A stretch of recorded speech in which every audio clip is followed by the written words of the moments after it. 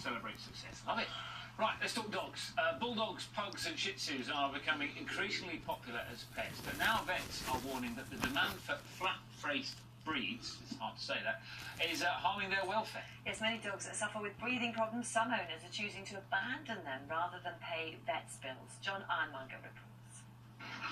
Imagine every moment was a struggle to get enough air. Like many bulldogs, pugs and Shih Tzus, Winston has obstructed airways, caused quite simply by the short, flat shape of his head. So this is Winston, no Steve? Yeah, this is him. He's a lovely little chap. He was given up by his owners and taken in by Battersea Dogs Home, and vets here will try to fix him.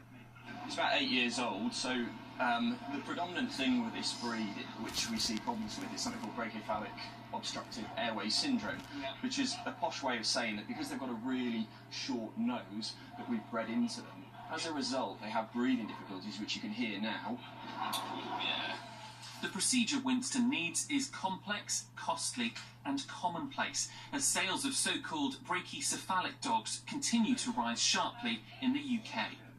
These nostrils, you can see they're completely closed, and the idea is to cut some away and open them up like that so that you can actually start getting some air in them. In some respects, the big problem for brachycephalic dogs like Winston is their popularity. Having squashed faces and wrinkled up noses makes them adorable to an increasing number of pet owners. But when bred in the extreme, these features can cause a great deal of suffering. It's quite important to recognise that owners frequently aren't aware of a problem with their dogs. They perhaps just accept that their dogs are like this. If you have one of these dogs, you'll be aware of the problem. Usually, they're usually snorers, again, which sometimes people find quite cute, but that is a sign. They often struggle at exercise. They've got poor tolerance. They get tired out very quickly. 6 dog rescue companies told the BBC that the number of short-muzzled dogs they received was rising, while most said they were carrying out more procedures to correct breathing issues. The appeal of these breeds is plain to see, but the features they have today didn't develop naturally.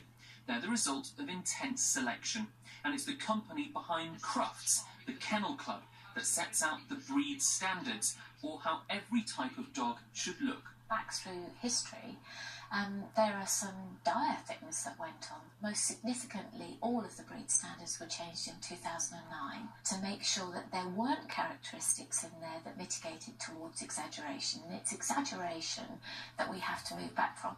Back at Battersea, Winston came through the treatment well and was soon on his feet feeling frisky, as this recent meeting with the Duchess of Cornwall shows. His troubled breed is one bulldog better off. John Ironmonger, BBC News. Not only has he been meeting royalty, he's got a new home, hasn't he? Yes, have a look at this. The Elwood family in Kent are now looking after Winston. They do have experience of taking care of bulldogs, and he clearly loves his new home and his new sofa. And the rug. And apparently the kitchen. Yes, I think he's just enjoying himself. Oh, he's cooling down on the kitchen His back legs floor. played out there. Oh, we love Winston. Quality stuff. Oh, now Matt has been out and about all morning. It's been a bit of oh dear today, hasn't it? Yes, we're trying our best really to do some live deer action on the programme, because it's not that sort of action, it's the mating season. I've got myself in a spot again. Go on, I'll just spade. Matt, where are you, please?